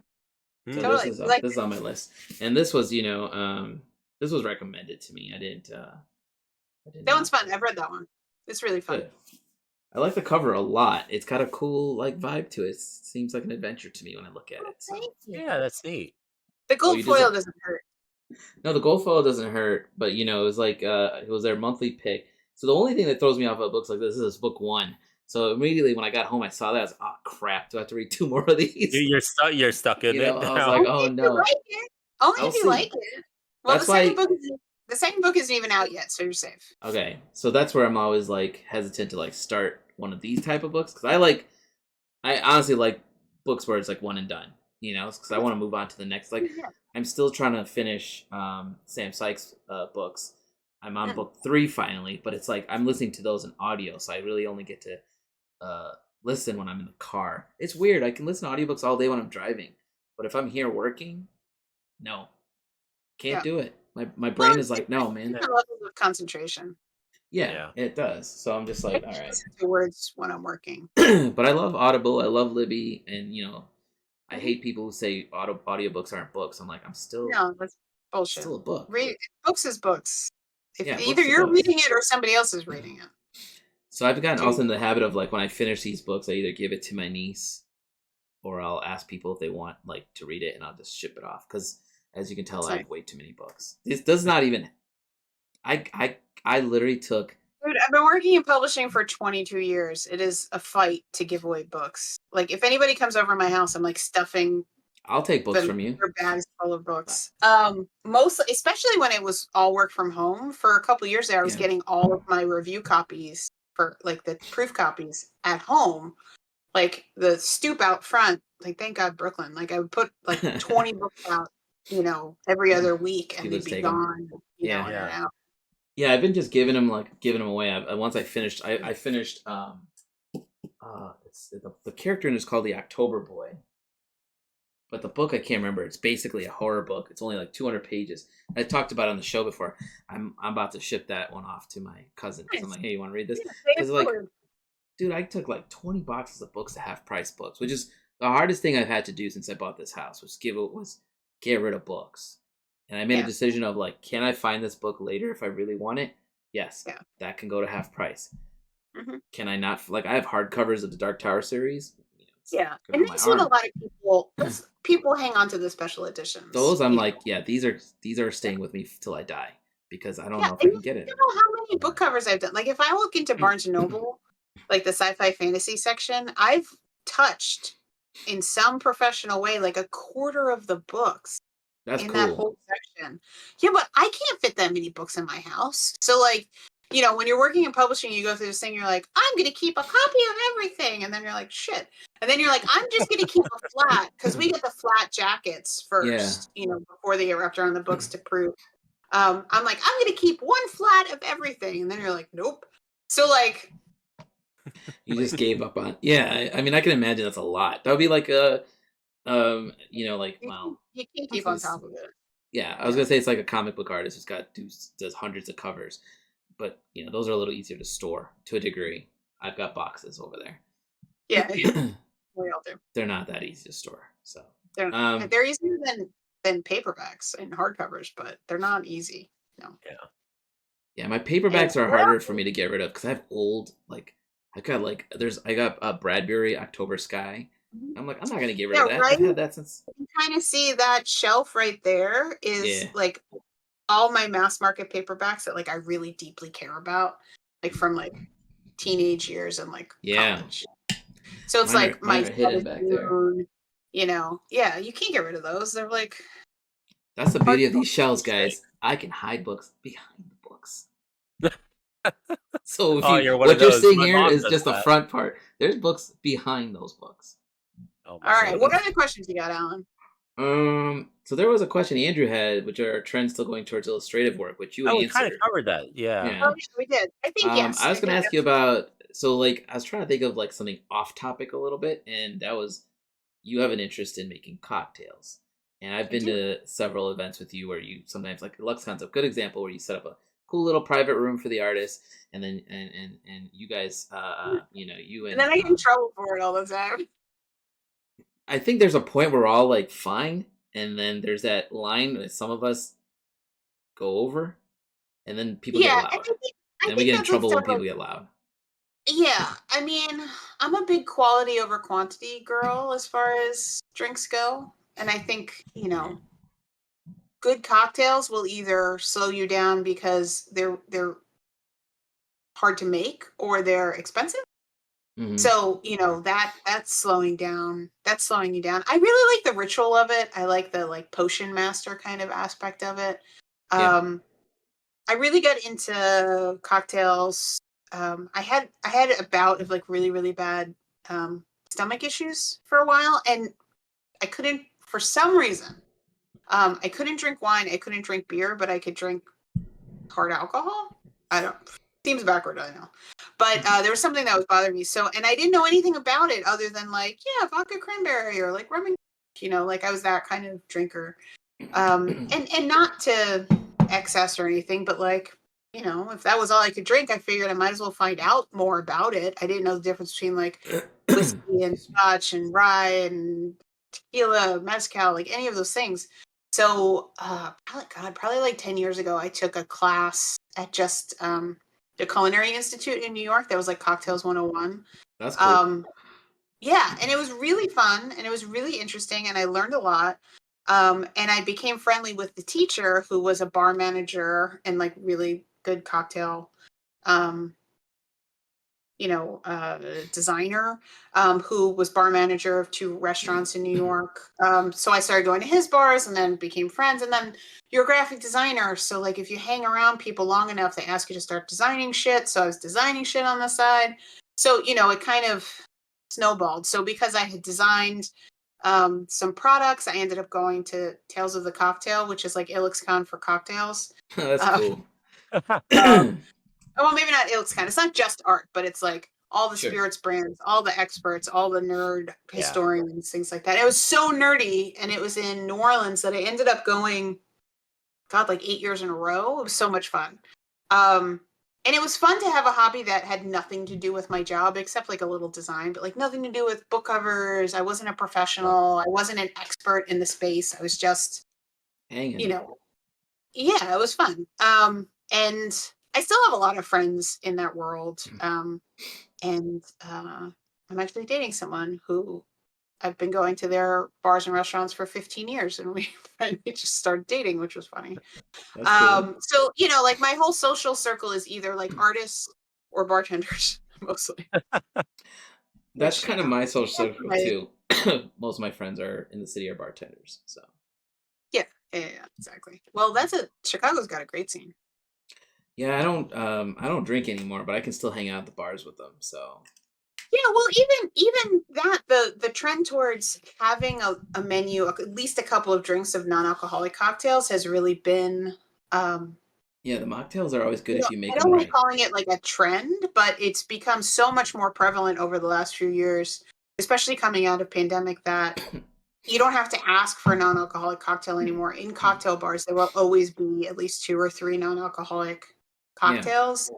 And it's nice because like you don't have to like make it a big deal. Like, oh, can you make this? Like the same amount of design and the same amount of work goes into those drinks. So it's not just like, oh, can you make this without the vodka? And then it's like a terrible drink. It's drinks that are really designed. And even me, who I am a drinker, but if I'm out with somebody who's a heavier drinker than I am, I'll have like an alcoholic drink and non-alcoholic drink and alcoholic drink to kind of space things out, So yeah, I used to do that. There's a place here we went to with Nancy's cousins recently, and they had like 5 different non-alcoholic drinks, and I ordered 2 of them. Wow, and they're amazing. It's big in tiki bars now too. They're kind of like, they almost have the most because there's so much in tiki drinks, like so many juices and so many things. Like you almost don't taste the alcohol. You can kind of them anyway. So it's very easy to make non-alcoholic versions. And the last couple of years, like non-alcoholic spirits have gotten really big. I mean, spirits, but there's non-alcoholic amaros, non-alcoholic liqueurs. Kind of, they taste like liqueurs, or they're like, some are easier to mass than others. Like non-alcoholic whiskeys. I did look at some non-alcoholic whiskeys, but they didn't taste right. One. That's the toughest one. The non-alcoholic gins are easy. The non-alcoholic amaros are really good because there's so much flavor in them. Okay. Like whiskey tastes like whiskey, Yeah, and exactly. And everything. Like it's hard to fake that. You can fake rum because it's a sugar flavor. Yeah. You can fake gin because it's botanicals. You can fake a lot of liqueurs because it's not the alcohol it's giving it the flavor. Whiskey's real tough. Whiskey's tough. That's the one. That's the one. I tried Ritual, the whiskey. I had a bottle here of the whiskey replacement, and they try to fake the burn of it with pepper, like red. Like it's not the same. It's not the same. Yeah, so you wince, but it's not the same wince. Right. Yeah. But they're not great straight drinkers, but they're good in cocktails. And what's good about them in cocktails is you very easily make an alcoholic cocktail, a non-alcoholic cocktail with them, without having to like re-engineer a recipe or anything. So I keep a bunch of them in my house for when I have people over for cocktails and somebody isn't drinking or doesn't want to drink. But they can still be part of the ritual of the fun. People who are sober come over to my house and they're like so happy and surprised, like their eyes light up when I can hand them a cocktail glass full of something that tastes like a cocktail, and they're like so excited about it. Yeah, I'm excited when I go to a friend's house and they're like, I got you some non-alcoholic stuff here. I'm just like, thanks for thinking of me. There's a really good, I've been drinking a lot of Pathfinder, which is a non-alcoholic Amaro. If you look it up, the branding's really, really good. But it's a nice sipper, like at the end of the night. But it's completely non-alcoholic. It tastes very. I don't know if I've ever had an Amaro, so I got to figure out what that. Amaro is like herbal liqueurs. They tend to be Italian, but like Campari is an Amaro. Fernet Branca, Averna. Yeah, those are all different kinds of Amaro. So it's like a herbal liqueur. It's a digestive, right? Or is it an aperitif? There can be both. So Amaro can be an aperitif or a digestive. Usually the red and yellow ones are aperitifs and the brown ones are digestives. But. So if you drink too much of the other, it's going to be bad? What? Like if you drink too much of the digestive one, is it going to go bad for you? No. I don't know, man. I'm asking a legit question. It's Italian. It's the you have like a red Amaro or a yellow Amaro. It's light. It supposedly opens up your stomach, so it's an aperitif is like an appetizer. Gets you ready to eat. It gets you ready to eat, and then at the end, the digestive helps you digest. So they all started. A lot of these liqueurs started as medicines. So a lot of the Italian liqueurs, chartreuse even, which is like my favorite liqueur, they all started as tonics and medicines. And then people are like, I get drunk drinking this. Let's drink it for fun. Allen, Jägermeister is in that same category. God, I hate Jäger. Yeah, Jägermeister is a digestive. So I'll tell you guys a quick story on the last time I had Jaeger. Was basically, I think I was 23. And but maybe he's like Jaeger. Like, don't hold that against him. I know. But we went. I was 23. I was working for this company, this corporation, and I wanted to be cool and hang with the office folk. And we all went out drinking. And some big name guy came out. We started our home bar. My friend Sam's working that bar. We go to Wrigley. We did Irish car bombs at the bar, which are horrible, and then some Jaeger bombs. And trying to be cool, I was like, I can do those. I'm fine. And then we walk to Wrigley, which is like 3 blocks away, and we go to a Hefeweizen house, and it's like a huge stein. I'm so drunk at this point, I can't even hold it with one hand. I'm like holding it with 2 hands. The bartender's yelling at me. He's like, "Be a man, hold it with 1 hand." I was like, "I hear you, but this is the only way I can drink this." Walk back 3 blocks to the home bar. Everything's on an angle at this point, and I'm still hanging. I'm doing my thing. My friend Sam, I walk in, he looks at me, and goes, "You should not be back in here." And then I go, "I'll have," they order Jaeger bombs again. And I was like, "I'll have one of those." He gives me a cup of water. He's like, "You're going to have one of these." So I drink water. Yeah, he's he's a really good friend. That's a good friend. He owns a bar in NOLA called Pep's Pub, if you ever get out that way. Cool. But I decide at this point, it's like 2:30 in the morning, 3 almost. And my friend's like, "We're going to go to the 4 a.m. bar." And I was like, I probably should go home because I'm like 2 blocks from home and 3 blocks from home. So he's like, "Cool." And instead of getting me a cab, he lets me walk. And I'm so hammered drunk, I'm barely walking. I can kind of get there. And at some point, I passed out against the wall around the corner from my building. And I literally woke up. You were so close. I was so close. I woke up. God knows how long I was sleeping there on the sidewalk. But I woke up and I was like, "Holy shit, you're on the sidewalk." Like, were you okay? I was fine. I was leaning against the building and I must have just like slinkied into a sitting position. Yeah. But then I had to give myself a pep talk. I had to be like, "Get up, Panakal. Get up and fucking start walking." And I was like hitting the wall and leaning up. And I was like, "Come on, man." I knew where I was. So I was coherent enough to know what was going on. You sobered up enough. I was like, "You're almost home. Just go. Let's walk. Let's go." And I got home and I had a condo, but I lived in the building next door initially when I moved to the city. And my roommate wasn't home. So I had nobody who could help me. I got in the condo. So I was well enough to lock the door. My brain was going through the motions, like lock the door. And then I was like, get water and food into your system. So hammered drunk. I decided to make a peanut butter and jelly sandwich. And at some point I fried it. And I ate it. Okay. It was delicious. All right. I grabbed the jug of water. I drank it all and just left it on the counter. And then I was like, I'm just going to go to bed and I'll be fine. And I was like stripping off articles of clothing as I was trying to make my way to my room. Didn't make it. I fell over trying to take a boot off into my roommate's room. He had a cardboard box that he uses as a nightstand. I crushed it because I fell on it. And I just dead. And I woke up as the sun was coming up. My roommate was standing over me like, "Bro, what the hell happened in here?" And I had to replace all the food in the fridge because I forgot to close it. No. I left the stove on, but luckily took the pan off, so it's just on. Oh, that's not healthy. It was bad, and I crushed his favorite nightstand. You know, I had to call in sick from work. I literally remember trying to text my manager. At this point, it's like 9 in the morning, and he was like, "Yeah, I figured you weren't coming in. Don't worry, you're good." And it was Friday, so I spent all Friday just like sick. I was like, yeah, you know, everything you name it, it was happening. So after that, I was like, every time I went out with those guys, I was like, no Jaeger bombs, no car bombs. The car bombs just like sit in your stomach, right? So anything that has bomb in the title really is. It's just and that not was a like good the idea. drunkest I've been in like forever, I would say, because I've never been that way. I've never passed out from drinking. Like it was bad. Like in Chicago, like I could have just gotten like mugged or robbed. Oh yeah, of course. You know? So, but you know, I still did. You know, when I moved into my own condo, I still remember I would come home and make like macaroni and cheese and shit. Because I'd be like, I want mac and cheese, so I'd make it in the pan, you know. And people would be like, "You're so drunk, you shouldn't be cooking." And I'd be like, "Yeah, it's all right."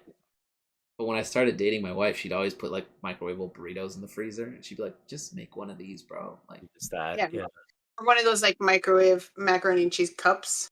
Oh, anything that would require me not touching the stove, you know, like. But like a child. But my friend I Sam, look for that danger.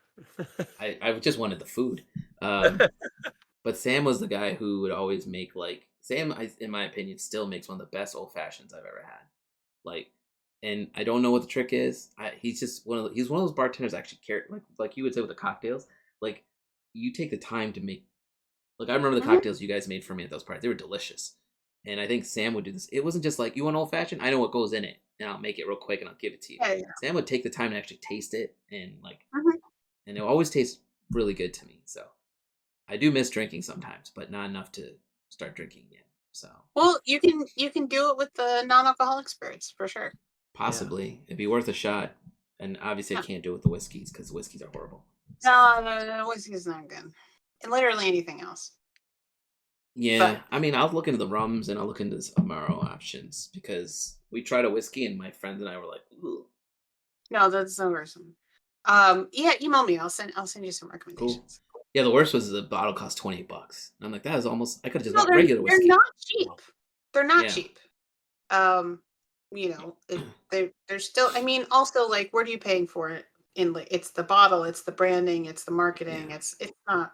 You know, some people are like, why is this so expensive? It's it's not alcoholic. I'm like, so kombucha, and kombucha is expensive. Like, kombucha is I hate it. I was gonna say I can't remember his name. I'll have to message to you later. But there is a guy who lives here in Chicago.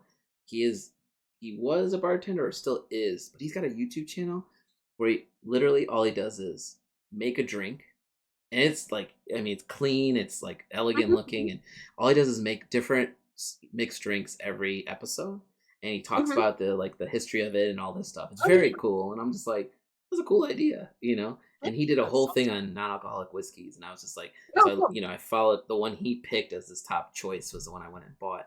Well, look, just because it's the best one doesn't mean they're good. Right. So I've been trying to get him on the show just to be like, this is a cool idea. What did you do? I don't know. How dare you sell me garbage? But we're like a little over time, so I was thinking we can go into the last part of the segment. Yeah, hit me. You want to go first, or you want one of us to go first? Is this the show and tell? This is the show and tell part of it, yeah. I have an epic show and tell. Okay, so I'll go first. Because mine's not that epic. But no, mine's epic. I forgot about your love for comic books, so you'll enjoy this. So my goal has always been to get. My goal has always been to get. This is the second printing, unfortunately. Like, I don't own a first printing of this, but I do own a second. Yes, and I wanted I have a second printing, not CGC'd, but I've never been able to meet Rob Liefeld or get it signed. Like, I've seen him walking around. He's busy. So my friend Cody owns a comic book store in every X. He does a thing called CodyCon, where he will have things you want. And he had a New Mutants. This is the first appearance of Cable, signed by Liefeld. Wow. Not the best grading in the world, but still good. Yeah. And I finally got one. So that's one thing I was going to show off. This is just a cool thing I want to show off. That is cool. the thing I was also going to show off is another piece of artwork. This is, Miles. So Miles did the Nightcrawler that is hanging back there. Mm-hmm. Right. There. Yep. So I commissioned Miles to do another piece for me. And he cool. did a companion piece, which is, I think Miles is really good. Oh, fun. Oh, nice. That's fun. But he didn't frame it like he did the Nightcrawler, so fuck you, Miles, for making me have to go buy a frame. You can do it. Just get some duct tape. Yes. He's got me halfway there, so. Yeah, seriously. Look, man, framing is expensive. I get it. I'll show one last thing. I found these at the store, and they totally look like my brand. Oh, yeah. That's right. I can't remember. Did you try them yet? No, this package is not open yet. I don't know if I want to. I feel like if I open this, I'm gonna eat a whole sleeve of these. So, but yes, I looked at it and I was like, dude, this is totally my branding. So that is it's. I mean, I'm surprised I didn't call those Oreo bisexual colors because like the pink and blue. Totally. It says 5 galactic designs in cosmic cream with popping candy. That doesn't sound that good, guys. No. It says Does it have 5 Pop Rocks in it? Popping candy. Yeah, that's I don't think they're allowed to say Pop Rocks. I might have to eat one. Unless it's like branded, yeah. It's limited edition. Well, you better save a container and buy a container to eat. No. All right. That's what I got. Show and tell. Because you also showed and told the Black Lotus replica. Oh, yeah. Did you want to see that again? No. I bought that from some random dude at San Diego, my first year working Dave Seeley's booth there. So one of my friends walked by and goes, "There's a guy over there selling replicas of the Power 9. I'm like, "What's he got left?" He's like, "Black Lotus." I was like, "I'll be right back." It was like $20. Just like, it's cool. So yeah, that's fun. That's awesome. So that's what I got today. All right, Andrew, do you have a? Yeah, I mean, it's nothing major. My wife and I got our daughter her first dice. Cute. Yeah. Well, she likes sparkly things, so let me shake it up because this has the I don't know how well you can see it within it. Yeah, you can see it. Yeah, the glitter potion inside. Yeah, that is definitely the D20 for a little girl. That's amazing. Man, that's how I should have gotten that for Violet. I got a regular dice. She's got the tiny ones, and she just throws that shit everywhere. Well, we saw that one. We were like, "Holy shit!" That's perfect because every time Violet throws those on the floor somewhere, in my head, I'm like, "There's some cow traps waiting for me." And I'm we were looking at like a full set originally, and then corner of my wife's eye, she saw it and she's like, "Oh, like I think that's the one." I was like, "Yeah, totally. That's definitely Marcella." It's perfect. Now I want to see what cool thing Lauren's got because we've been waiting patiently since the beginning. All right. I mean, you might have seen this on Instagram, but I'm sure your viewers haven't. So, I can't take credit for this. This was a gift that was made for me by Christine and Colin Poole. Did you see this craziness? Oh yeah, dude! Oh, wow. I legit. That's like the first I saw that. And I finished. Barbie. That's awesome. That they put a lot of time into that. It's a lot of time. It's a replica of me with a little sketchbook and a drawn and drafted t-shirt and a hand tattoo of the Venn diagram I made for Muddy Colors. Like there's a lot of detail in this. Cute leather band. Did they just one day where they were just like, we're gonna make a Lauren doll? Yeah. And a little matching sketchbook and a green hair clip-in and like a drawn and drafted button, which is like a collector's edition at this point. Yeah, no, so that's my show and tell. It's pretty ridiculous. Awesome. I feel very honored and mildly terrified. I mean, as long as they don't have a replica of that somewhere, they're just like sticking a needle in it, you know. I mean, you'll be all right. I don't know, but I want to. It's tied together with ribbons, so it stays together as a package, but I kind of want to get it framed. You know? You can get it like either in a shadow box or I don't even get a shadow box for it. Yeah. That's cool. Yes, I saw you post about that, and initially I thought, did they find a random doll that looks like Lauren? Well, there's a base Barbie doll under there. No, I thought somebody made like a packaged whole thing. Oh. So I think it's kind of cool that they went out of their way to like. Then I was like, why do they do that? they're Also, just they really good spend a friends. lot of time like studying me, which is mildly terrifying. There's like a lot of Dude, I'm telling specific you, you've got the curse doll. They've got the copy at home. You'd be like, I don't feel so good today. They'd be like, yes. Yeah, no, I think it walks around and watches me at night. That's just, you want to hear a story about Creepy Doll? One time I was hanging out with, it was Prescott. Mhm. It was like Aaron Miller, Steve Prescott, Tyler Walpole, Chris Seaman, and Tom Babby. We're all at Gen Con. And I go to hang out with them in their room with Brian Colin. And we're just hanging. They're just drinking, and we're doing edibles. And Prescott found this creepy fucking murder doll looking thing at an antique store on his way to Gen Con. And he put it next to the window of this door. So I'm looking over there. I'm like, oh my God, what the fuck is that? I'm high as a kite. And he's like, I picked this up in this antique store. And then he's like, what should we name it? I'm like, don't fucking name that thing. I'm like, that's how you release whatever's in it. Like, don't name it. Like, don't name it, man. It looked like a mini version of that doll you see from like Saw movies, almost. And I was just like, why do you have that in here, dude? And then he thought it was funny. I think he brings it to shows with him now. I'm like, I'm never coming to hang out in your room again because it's probably watching him while he sleeps. I actually saw him in Ohio a couple weeks ago, and I'm like, please tell me you burned that doll. And he's like, oh no, I still got It's it. still there. The only way to keep the doll from killing him is to feed it victims. Yeah. Mm-hmm.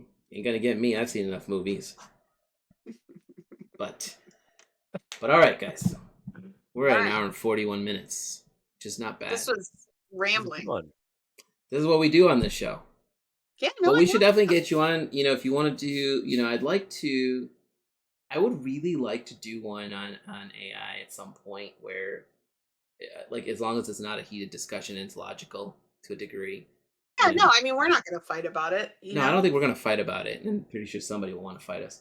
But, or if you want to, I also want to do, like, I'd like to do more talks about books and stuff because we all read books.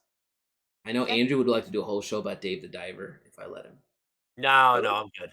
Then I'll ask that played it, actually. You should look. No, don't get it started. Oh, no. It was a video game. It's a video game. That was that, Alan? I don't know, but you kept bringing it up every episode, and I was like, I'm gonna kill this guy. Well, here's the thing, right? It's like most games, most games. I will let you talk about the Godzilla one that's coming out now if you want. Oh, the deal. I should probably go back in and check it. Dave the Diver is a game. Yes, it's a video game. So the basic conceit is you help run a sushi restaurant. During the day, you dive for fish. At night, you serve the sushi of the fish you caught. There it is. I mean, brutal, but okay. And now there's a kaiju version with Godzilla. The reason I was telling Alan about it, like, I'm pretty sure it went on for like 2 months, right? At one point, I was like, this guy's just trolling me to see if I get triggered at this point. Because here's the thing, like most games, it'll tell you its conceit within like first hour or so, whatever. There you go. Like that is what the game is from then on out, kind of deal. This game was basically throwing new mechanics all the way up until like the very end. And like not like minor modifications. It was just like, hey, like we just introduced a whole gotcha mechanic into this now. Yeah. Like all these other things, like different, like there was like a business simulator within there at some point. There's like a Pokemon Snap thing. Did they make you do finances? Because I'd be out. Yeah, no, there was like, that was like part of like, at some point I got like a separate, like additional branch of the restaurant going. I had to like manage that as well, kind of deal. It was crazy. This is the thing, like, because he would check in and be like, what are you doing? I'm still doing Dave the Diver, man. He's still playing Dave the Diver? I don't know where it's ending. I mean, these are the sounds kind of like a good design. Yeah. No, it definitely had like it was definitely one of those where you're kind of like, I feel the Skinner box going on this, but I'm really okay with it because it's a lot of fun. Yeah.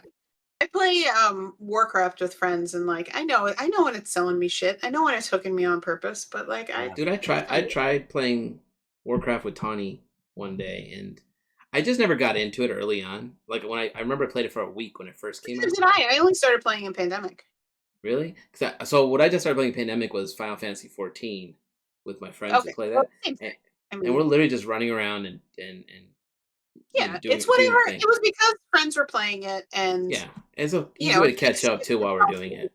Yeah, it's an excuse to hang out with people virtually. Yeah, that's the fun we of it. do virtual D&D. You want to play a D&D game? No, I'm not enough of an actor. You don't have to be an actor. You just got to play. I know, but I don't know. I'll bother you about it later. It feels like work. It's work if you make it work. No, I respect people who can get into live RPGs. I can't do it. I've tried. It's just I like sitting and listening to the story being told. I find it hilarious, but like, especially if it's people I know. But like, I'm just not good at it. It's not my thing. It's all good. It's fine. You looking at it, you're like, Alan, you're trying. What? I ain't gonna say shit, man. She don't want to play. She ain't playing. No, right. Look, hey, I play plenty of other stuff. I've played Magic. I'm happy to play Magic again. I play Warcraft. Like. I'd like to try Warcraft again. I play crossword puzzles. My true addiction. Crossword puzzles? Yeah, New York Times crossword. Do you play like what's that New York Times game that's popular? Oh, Wordle. Yeah, I do Wordle in the mornings. My mom and I do. Yeah, it's Wordle. It's just like guessing. It's really quick. It's like I wake up. It's like I wake up, do it, and text it to my mom because it's like my good morning text to her. It's like I'm alive. You're that fast at it, huh? One of my friends I used to do it. Some of us would go all day. I've been doing Wordle. Oh, you've been doing Wordle too, Alan? Not for a long time. No, I've been doing. It just stressed me out sometimes. I'd be like, why am I not getting this? Someone I don't know who it was. But someone turned me on to. I guess it was like shortly after like it got sold off to New York Times. They're like, fuck this shit. Like you should check out this thing called Myrtle, and started looking into it. It's you ever do those like logic puzzles where it's the grid, like the and you have to basically cross-reference stuff. It's that, and you have to basically deduce who killed, like a clue thing, like who killed who, where, with what kind of thing. Yeah, based on like certain clues. Yeah. For a while, I was playing Loodle, which is the lewd version of Wordle. So it was only nasty words, and that was fun. But then they ran out of words. So. Yeah, I'm shocked that they ran out of words. I mean, they were going for a real long time, but then it started getting like too vague and too hard. It was shit I had never heard of, and it just made me feel old. Yeah, it's almost like every word is somewhere in the Urban Dictionary something bad. Oh yeah, definitely. 100%. Thanks. I dated this German guy, and like on our second or third date, I was like, and he didn't know. I'm not going to say his name, but he did not realize in English that it was a sexual slang term. And I told him, because he had come over for work, and like English was a second language. He was fluent in English, but he didn't necessarily know all the slang. And it was a rather obscure term, but I had heard it, and I told him, and he didn't believe me, and I had to bring up Urban Dictionary, and he was like, actually, that explains a few conversations I've had, and I was like, like you can see his like mind racing back to the times he said it. Yeah. Like you're out, man. All right, I'm gonna take us offline real quick, and then But like, thanks for coming on the show. Yeah, thank you for coming on. And we'll definitely have you back if you want to come back. Anytime. And then this one will go live next week. Yeah. Just text me or tag me or text me or whatever when it's live. I'll it'll go live. Well, technically, if we fix Ross's video, his will go live Friday, and then yours will go live in 2 weeks after that. So Cool. Assuming we get just remind me, and I'll remind you for sure. Cool. All right, I'm gonna take us offline. I don't think we have another guest lined up at the moment. Sorry. Not that I can think of, no. Yeah, I'll do a post when I figure that part out. Let me take us offline. What, you want to just come back again? No, it's not going to be me. I'm off for a couple weeks at least. Oh yeah, there you go. No worries. Hang on. All right.